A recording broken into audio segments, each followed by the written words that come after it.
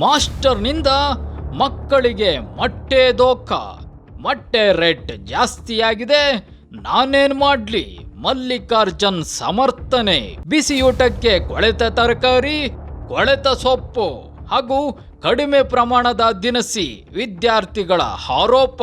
ವಿದ್ಯಾರ್ಥಿಗಳಿಂದ ಶೌಚಾಲಯ ತೊಡಸ್ತಾರೆ, ಅಂಗಡಿ ಸಾಮಾನು ತರಿಸ್ತಾರೆ, ಮಕ್ಕಳಿಗೆ ಹೊಡಿತಾರೆ, ಪೋಷಕರ ಆಕ್ರೋಶ.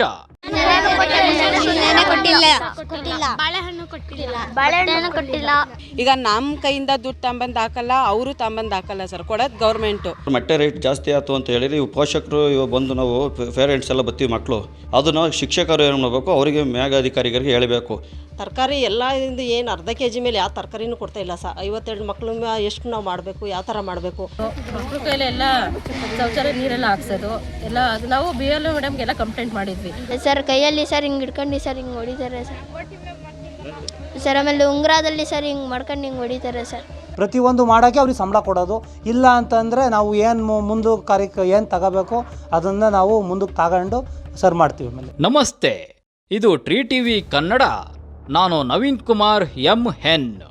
ಆತ್ಮೀಯರೇ, ಈ ವಿದ್ಯಾರ್ಥಿಗಳು ಹಾಗೂ ಪೋಷಕರ ನೋವು ಮತ್ತು ಆಕ್ರೋಶ ಮೇಲ್ನೋಟಕ್ಕೆ ನಿಮಗೆ ಅರ್ಥ ಆಗಿದೆ ಎಂದ್ಕೊಳ್ತೇವೆ.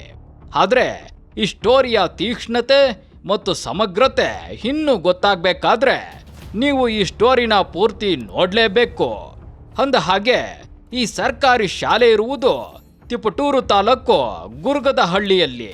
ಹಳ್ಳಿಗಾಡಿನ ಸರ್ಕಾರಿ ಶಾಲೆ ಆದರೂ ಸುಸಜ್ಜಿತ ಪರಿಸರ ಮತ್ತು ಉತ್ತಮ ಕಟ್ಟಡಗಳಿಂದ ಕೂಡಿರುವ ಈ ಶಾಲೆಗೆ ಸಮಸ್ಯೆಯಾಗಿ ಒಕ್ಕರಿಸಿರುವುದು ಬೇರೆ ಯಾರೋ ವ್ಯಕ್ತಿಯಲ್ಲ, ಸಂಸ್ಥೆಯಲ್ಲ, ಅಥವಾ ಮೂಲಭೂತ ಸೌಕರ್ಯಗಳಂತೂ ಅಲ್ವೇ ಅಲ್ಲ. ಹಾಗಾದ್ರೆ ಇಲ್ಲಿ ಸಮಸ್ಯೆನೇ ಇಲ್ವಾ? ಖಂಡಿತ ಇಲ್ಲಿ ಸಮಸ್ಯೆ ಇದೆ, ಅದು ಗೊತ್ತಿಲ್ಲ ಎನ್ನುವ ಸಮಸ್ಯೆ ಇದೆ. ಮತ್ತು ಇಷ್ಟು ದಿವಸ ಶಾಲೆ ಬೇರೆ ಮುಖ್ಯೋಪಾಧ್ಯಾಯರು ಯಾವ ರೀತಿಯಾಗಿ ನಡೆಸ್ಕೊಂಡು ಅದು ನನಗೆ ಗೊತ್ತಿಲ್ಲ ಸರ್. ನೀವಿದ್ದಾಗಲೇ ಯಾಕೆ ಇಷ್ಟೊಂದು ತೊಂದರೆಗಳು, ಇಷ್ಟೊಂದು ಆರೋಪಗಳು ಬರ್ತದೆ? ಅದು ನನಗೆ ಗೊತ್ತಿಲ್ಲ ಸರ್. ಅಲೇಲೇಲೇಲೇಲೇ, ನನಗೆ ಗೊತ್ತಿಲ್ಲ, ನನಗೆ ಗೊತ್ತಿಲ್ಲ. ಹೌದಾ ಸ್ವಾಮಿ? ನಿಮಗೆ ಗೊತ್ತಿಲ್ಲದ ನಿಮ್ಮ ಅವಾಂತರಗಳನ್ನು ನಾವು ಹೇಳ್ತೇವೆ ಕೇಳಿ. ಅಂದ ಹಾಗೆ ಈ ವಿಡಿಯೋದಲ್ಲಿರುವ ವ್ಯಕ್ತಿ ಇದೇ ಗುರುಗದಹಳ್ಳಿ ಶಾಲೆಯ ಹೆಡ್ ಮಾಸ್ಟರ್ ಮಲ್ಲಿಕಾರ್ಜುನ್.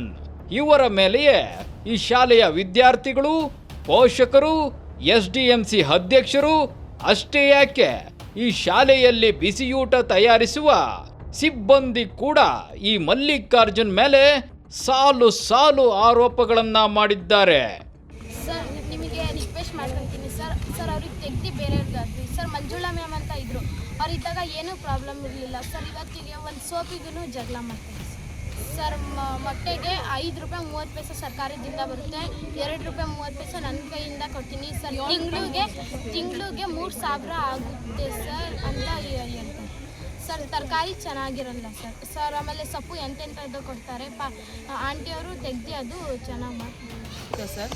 ನಾವು ಪೇರೆಂಟ್ಸ್ ಮಾತಾಡ್ತಿರೋದು, ಗುರುಗದಹಳ್ಳಿ ಕನ್ನಡ ಸ್ಕೂಲಿಂದ ಶಾಲೆ ಪೇರೆಂಟ್ಸ್ ಮಾತಾಡ್ತಿರೋದು ಸರ್. ಇಲ್ಲಿ ಏನು ಸಮಸ್ಯೆ ಅಂದರೆ ತರಕಾರಿ ನೀಟಾಗಿ ತಾಮನ್ ಕೊಡಲ್ಲ ಸರ್, ಅದೊಂದು ಸಮಸ್ಯೆ. ಆಮೇಲೆ ಮೊಟ್ಟೆ ಬಾಳೆಹಣ್ಣಿನ ಸಮಸ್ಯೆ.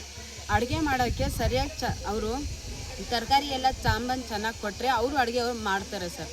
ಈಗ ಇವರೇ ಸರಿಯಾಗಿ ಚೆನ್ನಾಗಿರೋ ಕೊಳ್ತೋಗಿರೋ ಸೊಪ್ಪು ಆ ಥರದ್ದೆಲ್ಲ ಕೊಳ್ತೋಗಿರೋ ತರಕಾರಿ ಎಲ್ಲ ತಾಂಬಂದು ಕೊಟ್ಟರೆ ಅಡುಗೆ ಅವ್ರ ಮೇಲೆ ನಾವು ಏನೂ ಅಪಾದ ಹೊರ್ಸಂಗಿಲ್ಲ ಸರ್, ಅಲ್ವಾ? ಈಗ ಒಂದು ದಿವಸ 6ನೇ ಕ್ಲಾಸು, ಒಂದು ದಿವಸ 7ನೇ ಕ್ಲಾಸ್ ಮಕ್ಕಳು ತಿನ್ನಿರಿ, ನೀವು ದೊಡ್ಡವರಾಗಿದ್ದೀರಾ, ಸ್ವಲ್ಪ ಅಡ್ಜಸ್ಟ್ ಮಾಡ್ಕೊಂಡು ತಿನ್ನಿರಿ ಅಂದ್ಬಿಟ್ರೆ ಈಗ ದೊಡ್ಡವ್ರ ಹೊಟ್ಟೆನೂ ಅಷ್ಟೇ ಇರುತ್ತೆ, ಮಕ್ಕಳು ಹೊಟ್ಟೆನೂ ಅಷ್ಟೇ ಇರುತ್ತೆ ಸರ್.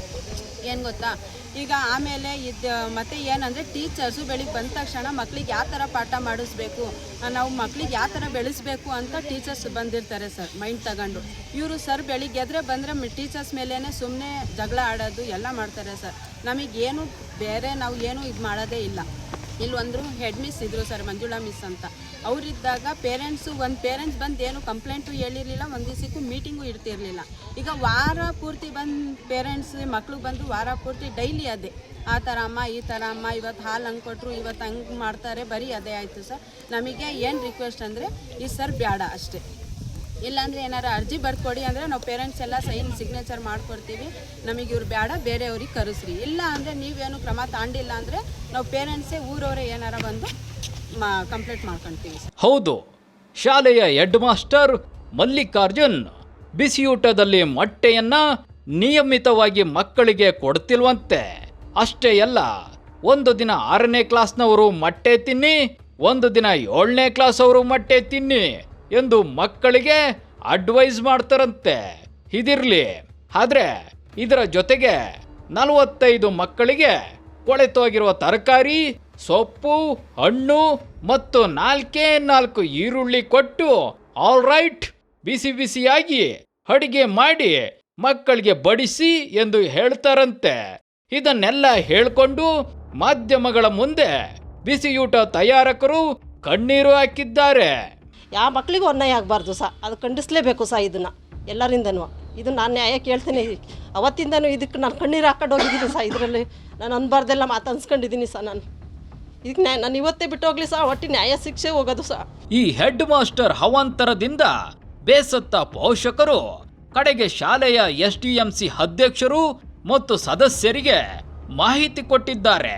ಫೈನಲಿ ಶಾಲೆಯ SDMC ಅಧ್ಯಕ್ಷರು ಬಂದು ಯಾಕ್ರಿ ಮಾಸ್ಟ್ರೇ ಹಿಂಗ್ ಮಾಡ್ತೀರಾ ಎಂದು ಪ್ರಶ್ನಿಸಿದ್ರೆ ಅದಕ್ಕೆ ಹೆಡ್ ಮಾಸ್ಟರ್ ಮಲ್ಲಿಕಾರ್ಜುನ್ ನಾನು ಮಾಡದೆ ಹೀಗೆ ಏನಿವಾಗ ಎಂದು ಉಡಾಪೆ ಉತ್ತರ ನೀಡಿ SDMC ಕಮಿಟಿ ಮಾತಿಗೆ ಡೋಂಟ್ ಕೇರ್ ಎಂದಿದ್ದಾರಂತೆ. ಹಂಗೆ ಏರುಪೇರು ನಡೀತಿತ್ತು. ಏನೋ ಒಂದು ಸಿಚುವೇಶನಲ್ಲಿ ಏನೋ ಸರ್ ನೀವು ಈ ಟೈಪ್ ನಡ್ಕೊಂಡವ್ರಾಗಲ್ಲ ಅಂತ ನಾವು ಬಾಯ್ಬಿಟ್ಟು SDMC ಸದಸ್ಯರು ಅಧ್ಯಕ್ಷರು ಎಲ್ಲ ಸೇರಿ ಕೂತ್ಕೊಂಡು ಮಾತಾಡಿದ್ದು. ಅದಕ್ಕೆ ಮತ್ತೆ CAP ಮೇಡಮ್ ಅವ್ರು ಬರ್ತಾರೆ, ಅವರು ಸಹ ಬಂದು ದೂರುಗಳು ತಗೊಬಿಟ್ಟು ಚರ್ಚೆ ಮಾಡಿ ಗಂಭೀರತೆಗೆ ಹೇಳೋ ಇದ್ರು. ಅವರು ಈ ರೀತಿ ನಡ್ಕೊಂಡು ಹೋಗ್ತಿದ್ದಾರೆ ಅನ್ನೋದು ಇವತ್ತು ಮಕ್ಕಳು ನಮಗೆ ದೂರ ಹೇಳೋಕ್ಕೆ ಆಗಿರೋದ್ರಿಂದ ಬಂದಿದ್ದೀವಿ ನಾವು ಕೇಳೋಕ್ಕೆ. ಇದನ್ನೆಲ್ಲ ಕೇಳಿದ ನಾವು ಫೈನಲಿ ಹೆಡ್ ಮಾಸ್ಟರ್ ಮಲ್ಲಿಕಾರ್ಜುನ್ ಹತ್ರ ಹೋಗಿ ಏನ್ರಿ ಮಾಸ್ಟ್ರೇ ಹಿಂಗೆ ಸಾಮೂಹಿಕವಾಗಿ ಆರೋಪಗಳು ಕೇಳಿ ಬರ್ತಿವೆ, ಏನ್ ವಿಷಯ, ಯಾಕೆ ಮೊಟ್ಟೆ ಕೊಡ್ಲಿಲ್ಲ, ತರಕಾರಿ ಯಾಕೆ ಕೊಳ್ತಿರೋದು ಕೊಟ್ರಿ, ಮಕ್ಕಳ ಕೈಲಿ ಯಾಕೆ ಶೌಚಾಲಯ ತೊಳಸಿದ್ರಿ, ಏನಿದೆಲ್ಲ ಅವಾಂತರ ಅಂದ್ರೆ ಅದಕ್ಕೆ ಮಲ್ಲಿ ಹೇಳಿದ್ದು ಇದಕ್ಕೆಲ್ಲ ನೇರ ಸರ್ಕಾರ ಮತ್ತು ಶಿಕ್ಷಣ ಇಲಾಖೆ ಕಾರಣ, ಅದು ಬಿಟ್ಟು ನನಗೇನು ಗೊತ್ತಿಲ್ಲ ಎಂದು ಮಲ್ಲಿ ಮಕ್ಕಿಕ್ಕ ಮಗ್ಗಿ ಲೆಕ್ಕ ಹೇಳಿ ಸೈಲೆಂಟ್ ಆಗ್ಬಿಡ್ತು. ಈಗ ನಮಗೆ ಸರ್ಕಾರ 5 ರೂಪಾಯಿ 20 ಪೈಸೆನ ಮೊಟ್ಟೆಗಾಗಿ ಕೊಡುತ್ತೆ, 30 ಪೈಸೆನ ಅದನ್ನು ಸುಲಿಯೋಕ್ಕೆ ಕೊಡುತ್ತೆ. ಒಟ್ಟು 5.5 ರೂಪಾಯಿ ಆಯಿತು ಸರ್. ಅದರಲ್ಲಿ 20 ಪೈಸೆನ ಟ್ರಾನ್ಸ್ಪೋರ್ಟೇಷನ್ಗೆ ಅಂತೇಳಿ ತಗೊಂಡು ಹೋಗೋಕ್ಕೆ ತಗೊಂಡು ಬರೋಕ್ಕೆ ಅಂಥೇಳಿ ಅದಕ್ಕೋಸ್ಕರ ಕೊಡುತ್ತೆ. ಉಳಿದಿದ್ದು 5 ರೂಪಾಯಿ. ಆ 5 ರೂಪಾಯಿನಲ್ಲಿ ನಾವು ಮೊಟ್ಟೆನ ಪರ್ಚೇಸ್ ಮಾಡಬೇಕು. ಅದರಲ್ಲಿ ಈಗ 7 ರೂಪಾಯಿ 30 ಪೈಸದಿಂದ 7 ರೂಪಾಯಿ 40 ಪೈಸೆವರೆಗೂ ಮೊಟ್ಟೆ ಇದೆ. ಇನ್ನು ಅಲ್ಲಿಗೆ ಇನ್ನು ವ್ಯತ್ಯಾಸವಾದ ಅಮೌಂಟು ಸುಮಾರು 2 ಚಿಲ್ಲರೆ ರೂಪಾಯಿ ವ್ಯತ್ಯಾಸದ ಹಣ ಬರುತ್ತೆ. ಕ್ಷೇತ್ರ ಶಿಕ್ಷಣಾಧಿಕಾರಿಗಳು ಈ ಥರ ಬ್ಯಾಲೆನ್ಸ್ ಮಾಡಕ್ಕೆ ಹೇಳಿದಾರೆ, ಕ್ಷೇತ್ರ ಶಿಕ್ಷಣಾಧಿಕಾರಿಗಳು ಹೇಳಿಲ್ಲ, ಯಾವ ಅಧಿಕಾರಿಗಳು ಹೇಳಿಲ್ಲ ನಮಗೆ ನೀವು ಈ ರೀತಿ ಮೊಟ್ಟೆನ ನಿಲ್ಲಿಸಿ ಅಂತೇಳಿ ನಮಗೆ ಯಾವ ಅಧಿಕಾರಿಗಳು ಕೂಡ ಹೇಳಿಲ್ಲ. ಆದರೆ ನಮ್ಮ ಒಂದು ಆರ್ಥಿಕ ಹೊರೆ ನಮ್ಮ ಮೇಲೆ ಬೀಳುತ್ತೆ ಅನ್ನೋ ದೃಷ್ಟಿಯಿಂದ ನಾವು ಈ ರೀತಿ ಮಾಡಿದ್ದೀವಿ ಸರ್. ಹೇಳಿ ಸರ್. ಕೊಳ್ತೋಗಿರೋ ಸೊಪ್ಪನ್ನು ಕೊಟ್ಟು ಮಕ್ಕಳಿಗೆ ತಿನ್ನಿಸ್ತಾ ಇದ್ದೀರಾ, ತರಕಾರಿಗಳು ಸರಿಯಾಗಿ ತಂದು ಕೊಡ್ತಾ ಇಲ್ಲ, ಅಡುಗೆ ಊಟ ತುಂಬ ಚೆನ್ನಾಗಿರಲ್ಲ, ಹಾಗಾಗಿ ಇದರಲ್ಲಿ ಗಂಭೀರ ಆರೋಪ ಇದೆ. ಏನು ಹೇಳ್ತೀರಾ? ಇಲ್ಲಿ ನಾವು ಮಕ್ಕಳನ್ನ ಪ್ರತಿನಿತ್ಯ ಊಟ ಆದಮೇಲೆ ಊಟ ಮಾಡುವಂಥ ಸಂದರ್ಭದಲ್ಲಿ ಅನೇಕ ಸಲ ಕೇಳಿರ್ತೀವಿ, ಪ್ರತಿ ದಿವಸ ಕೇಳ್ತೀವಿ ಸಾಂಬಾರು ಚೆನ್ನಾಗಿದೆಯೇನಪ್ಪ ಅಂತ. ಅವತ್ತೆಲ್ಲ ಚೆನ್ನಾಗಿದೆ ಅಂತಲೇ ಮಕ್ಕಳು ಹೇಳಿದ್ದಾರೆ. ಆದರೆ ಇವತ್ತು ಯಾಕೆ ಈ ರೀತಿ ಹೇಳ್ತಾ ಇದ್ದಾರೆ ಅಂತಕ್ಕಂಥದ್ದು ನನಗೆ ಗೊತ್ತಿಲ್ಲ ಸರ್. ಮತ್ತು ಕೊಳೆತೋಗಿರೋ ಸೊಪ್ಪು ಕೊಳೆತೋಗಿರೋ ತರಕಾರಿನ ನಾವು ಯಾವತ್ತೂ ತಂದು ಕೊಟ್ಟಿಲ್ಲ. ಒಂದು ತರಕಾರಿಗಳನ್ನು ಬಳಕೆ ಮಾಡ್ಕೊಂತೀವಿ, ಅದು ಎಷ್ಟು KG ಅಂತೇಳಿ ಹೇಳೋಕ್ಕೆ ಬರೋಲ್ಲ ಸರ್. ಸರ್ಕಾರ ಹೇಳಿರೋ ಪ್ರಕಾರ ಮಗುಗೆ 50 ಗ್ರಾಮ್ಸ್ ಅಂತೆ ಹಾಕಿ ಅಂತೇಳಿ ಇಲಾಖೆ ಸ್ಪಷ್ಟವಾದ ನಿರ್ದೇಶನ ಇದೆ.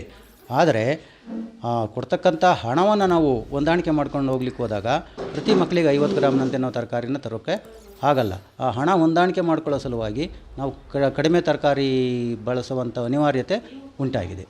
ನೋಡಿದ್ರಲ್ಲ ಹೆಡ್ ಮಾಸ್ಟರ್ ಮಲ್ಲಿಕಾರ್ಜುನ್ ಮಾತಾ.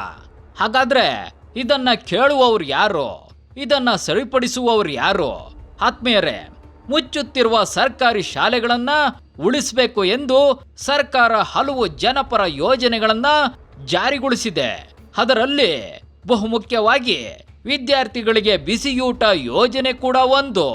ಇದನ್ನ ಸರಿಯಾಗಿ ನಿರ್ವಹಿಸಲ್ಲ ಅಂದ್ರೆ ಏನರ್ಥ? ಜೊತೆಗೆ ವಿದ್ಯಾರ್ಥಿಗಳಿಂದ ಶೌಚಾಲಯ ತೊಳೆಸುವುದು, ಅಂಗಡಿಗೆ ಸಾಮಾನು ತರಿಸಲು ಕಳಿಸುವುದು ಮತ್ತು ಕೊಳೆತ ತರಕಾರಿಗಳಿಂದ ಅಡಿಗೆ ಮಾಡಿ ಬಡಿಸಿ ಅಂದ್ರೆ ಇದನ್ನೆಲ್ಲ ಸಹಿಸಕ್ಕಾಗುತ್ತಾ? ಇಂಥ ದಿವ್ಯ ನಿರ್ಲಕ್ಷ್ಯವನ್ನ ಯಾವುದೇ ನಾಗರಿಕ ಸಮಾಜ ಪ್ರಶ್ನಿಸದೇ ಇರಲು ಸಾಧ್ಯನಾ? ಇಷ್ಟೆಲ್ಲ ಅವಾಂತರಗಳಾದ್ರೂ ಕ್ಷೇತ್ರ ಶಿಕ್ಷಣಾಧಿಕಾರಿಗಳಿಗೆ ಪೋಷಕರು ಮಾಹಿತಿ ಕೊಟ್ರು.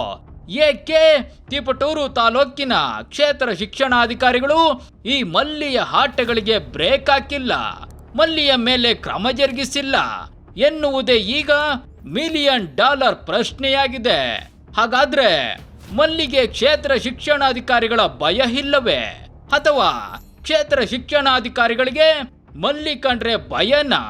ಅಷ್ಟಕ್ಕೂ ಈ ಕ್ಷೇತ್ರ ಶಿಕ್ಷಣಾಧಿಕಾರಿಗಳು ಈ ವಿಷಯಕ್ಕೂ ನಮಗೂ ಸಂಬಂಧ ಇಲ್ಲ ಎಂದು ಸುಮ್ಮನಿರುವುದಾದ್ರೂ ಏಕೆ ಎನ್ನುವ ಹಲವು ಪ್ರಶ್ನೆಗಳು ಈಗ ಮೂಡುತ್ತಿವೆ. ಈಗಲಾದ್ರೂ ತಾಲೂಕು ಆಡಳಿತ ಈ ಕಡೆ ಗಮನ ಕೊಟ್ಟು ಈ ಶಾಲೆಯಲ್ಲಿ ಮಲ್ಲಿಯಿಂದಾಗುತ್ತಿರುವ ಅವಾಂತರಗಳನ್ನ ಸರಿಪಡಿಸಲಿ ಎನ್ನುವುದೇ ನಮ್ಮ ಆಗ್ರಹ ಕೂಡ. ನವೀನ್ ಕುಮಾರ್ ಹೆಮ್ಮೆನ್, 3 TV ಕನ್ನಡ.